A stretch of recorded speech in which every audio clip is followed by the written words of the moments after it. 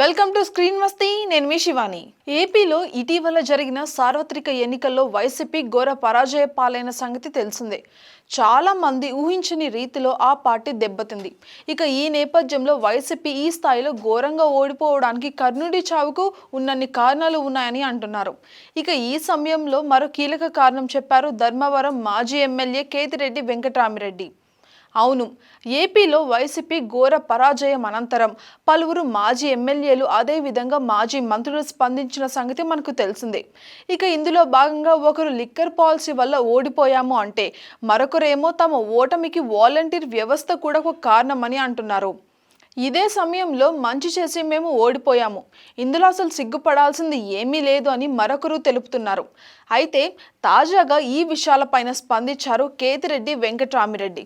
ఇక ఇందులో భాగంగా సంక్షేమం సంగతి కాసేపు మనం పక్కన పెడితే నియోజకవర్గంలో చిన్న చిన్న అభివృద్ధి పనులు సైతం నిధులు మంజూరు అయ్యేవి కావని నేరుగా జగన్ని కలిసి చెప్పినప్పటికీ కూడా సీఎంఓ లేని అధికారులు ఆ నిధులు విడుదల చేసేవారు కాదని ఆయన చెప్పడం జరిగింది. జగన్ ప్రయారిటీలు వేరుగా ఉండేవని, సీఎంఓలవి అధికారుల ప్రయారిటీలు వేరుగా ఉండేవని ఆయన తెలిపారు. ఇక ఈ సందర్భంగా తన వ్యక్తిగత అనుభవాన్ని మనతో పంచుకున్నారు. ఇందులో భాగంగా తన నియోజకవర్గంలో ఒక ఫ్లైఓవర్ నిర్మాణం నిమిత్తం 10 నుంచి 15 కోట్ల అవసరం అయ్యాయని సీఎంని కలిస్తే ఆయన ధనుంజయ రెడ్డి వంటి అధికారులకు చెప్పారని అన్నారు.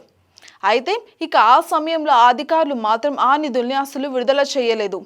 ఇక ఫలితంగా ఆ నిర్మాణం జరగలేదని ఆయన చెప్పారు.